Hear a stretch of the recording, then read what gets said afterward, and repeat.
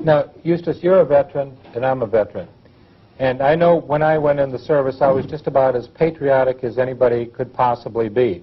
That's the way that I felt anyway. And, you know, I saw things in the service, Eustace Mullins, that would lead me to believe that I still love my country, don't get me wrong, but it's this government that I don't think that I'd ever fight for again, because you just kill a lot of people, raise a lot of debt, raise a lot of taxes.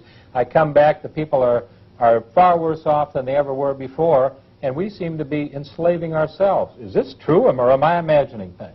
Oh, you're not imagining anything. In fact, I was in the Air Force during World War II, and I can't say that we were very patriotic, because during our basic training down here at Miami Beach, we were marching along, drilling in the morning, and we were singing to cadence, and we would sing, I hate wall, Eleanor hates wall, my dog Walla hates wall.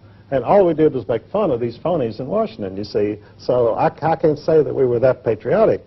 And over in England, whenever Winston Churchill came on, Evelyn Waugh, one of the most famous English novelists, pointed out in his memoirs that whenever Winston Churchill came on the radio while they were sitting around in their officers' club with one of his great speeches, they would sit around, they would laugh themselves to tears at this old drunk, you see.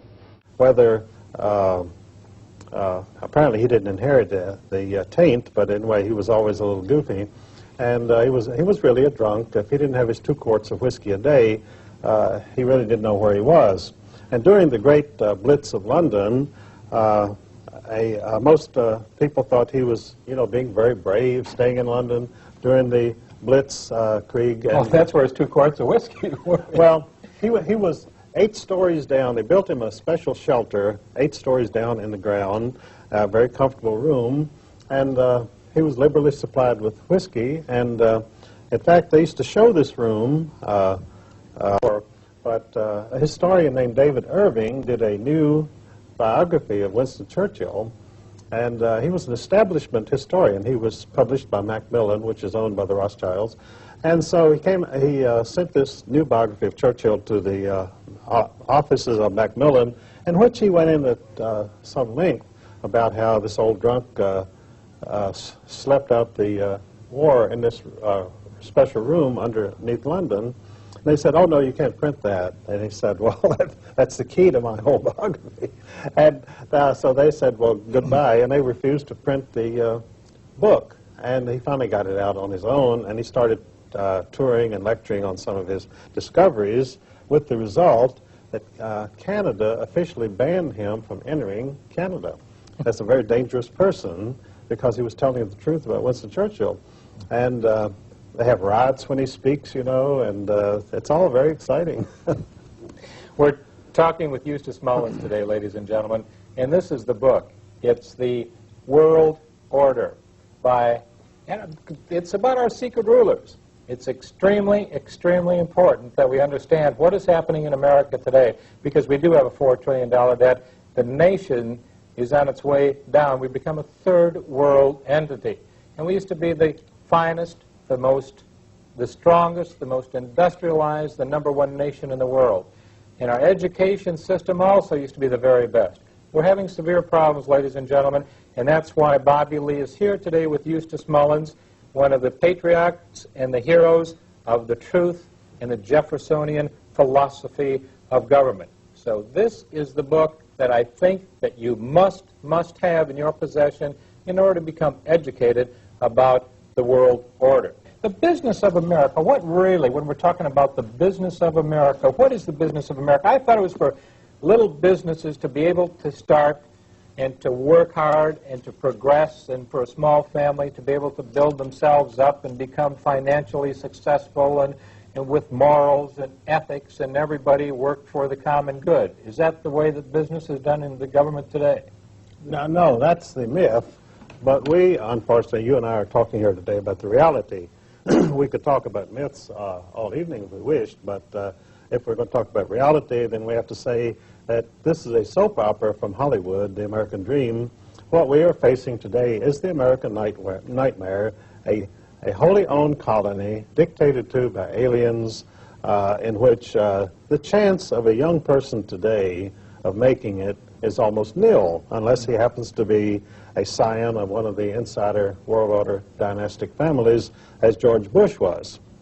Now, George Bush, of course, his path was smooth. He was a member of the Brotherhood of Death from Yale University. And we were so lucky to have him replaced by Bill Clinton, apparently from Middle America, the heartland of America, a Rockefeller protege, a Rhodes Scholar. There's never been a Rhodes Scholar. They're the Rothschild Scholars, but they didn't want to call themselves Rothschild Scholars, so they named themselves Rhodes Scholars. So we have now in Washington Bill Clinton, a Rothschild Scholar and Rockefeller protege.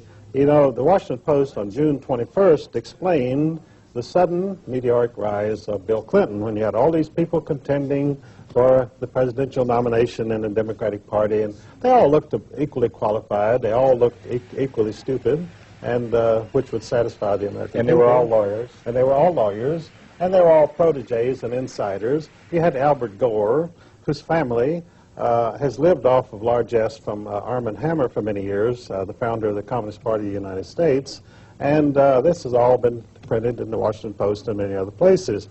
So suddenly the Rockefellers said, well, it's time for the show to be over, and so Senator J. Rockefeller and David Rockefeller notified them, Clinton is the man, I want all of you other people to disappear, and so Clinton came forth as #1 Rockefeller choice. You know, it's amazing. Of course, you know, to me, from changing from George Herbert Walker Bush to Bill Clinton is just like leaving the soiled diaper on the baby and just changing the safety pin. Well, very good analysis.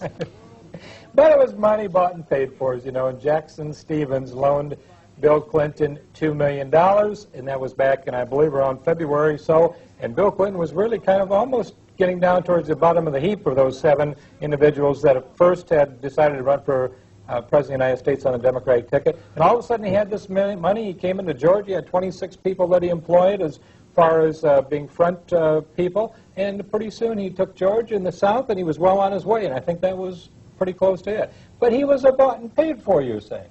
You're saying that Bill Clinton himself is bought and paid for? And are you telling me that we voted for a change, and the change isn't going to come to our benefit, Eustace? Well, that reminds me of a story I heard in my small town in Virginia. And these 2 businessmen were talking, and one of them had a bill that he wanted to be approved in Congress. And he said, I wonder if I couldn't influence Congressman so-and-so in Washington to vote for this bill if I, you know, just bought him.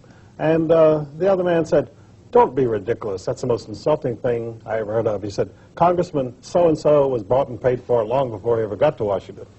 and that's an honest congressman. Once he's bought and paid for, you know, he stays bought and paid for. Absolutely. He goes off the block. He's no longer available. Right. We're coming to today, and we're coming from George Bush to Bill Clinton. What do you see in the future for America for the next 10 years, Eustace Mullins? This new world order, is it taking shape, or do you think that all of a sudden we're going to come to critical mass and it's all going to disintegrate before our very eyes? Well, I think we're at critical mass already. Now, we have a very interesting situation, which we saw during the last election. You had the biggest turnout that you ever had, and of course, the trend had been for lower and lower percentages of the American people to come out and vote, because they did everything that they possibly could to discourage the American people from participating in the election. Fewer people voted every year because, you know, they made sure they understood you either vote for Tweedledum or Tweedledee, and it doesn't make any difference which one gets in, because we created them both out of nothing, just like the Federal Reserve creates money out of nothing, and we create these politicians out of nothing. And when you look at them, you can see that they come from nothing. There's no question. Absolutely nothing. There's no question about that in anyone's mind. Well, this time, you suddenly had a wild card, and that was a billionaire named Perot. He appeared on the scene, and he was almost elected president by acclamation. People were so disgusted with these phonies, Bush and Clinton, and no matter how hard you tried, you couldn't say anything good about either one of them. And so the people looked, and here's a successful businessman, Perot, spunky, got down to business, he would get on television and rivet the attention of the American audience simply with a few charts, which has always been a no-no in politics. You never show a chart to the people if you want to get votes. Well, you never tell them how it's really like. That's right, and you never tell them, look, we're destitute, we've got to start thinking of something, because you see, the Rothschilds and the world order dynastic families, they profit by other people's suffering and despair. They profit when you have a communist revolution going and murder 10 million peasants. And so, this is exactly what happens. You know, Baron Alphonse de Rothschild was asked during the communist revolution there, he said, aren't you worried about all of your houses and your vast estates and so forth with the revolution going on? He said, certainly not. He said, you always want to buy when blood is running in the streets. That is, when everybody thinks we're collapsing, nothing's going to be worth anything, and they say, I'm going to dump this for a penny on the dollar. That's when the Rothschilds and the insiders buy everything. And, of course, the United States is coming to that point now. We're in a recession. Real estate is down. This is the time to buy, because this is a fluctuating thing. It goes up and it comes down. It goes up and it comes down, because it's manipulated. It's always manipulated. You know, J.P. Morgan was asked once, as the leading banker in the United States, someone rushed up to him and said, Mr. Morgan, please, would you tell me, what is the stock market going to do? He said, sir, it will fluctuate. I love it. That's a great story. Let's go back to the dynasties, because one time I heard you speaking, Eustace, and you said that there are 3 tiers as far as the dynasty of families is concerned, from the Rothschilds and the New World Order. Could you explain that 3-tier system to me? Well, nothing can really function unless there's a hierarchy. Somebody at the top has to tell the people lower down what to do and how to think and how to act and so forth. So in the world order, you have a very distinct hierarchy. Dynastic families who can trace their lineage back thousands of years, and because they have learned to survive and how to manipulate other people to do their will. And that's all being a member of the world order means. You know how to use other people and profit by them. And whether you slaughter them or rob them or torture them, whatever you do, you make money at it. And this is what they do. So in the world order, you have a top hierarchy of first-tier rank of dynastic families composed really of the old surviving aristocracies of Europe, the black nobility they're called. They're called the black nobility because they came from the darker strain in the aristocracy of Europe. And the old Viking, blue-eyed, blonde aristocrats, more or less, were pushed into the background, or they intermarried with the black nobility and became contaminated. And this is what you have.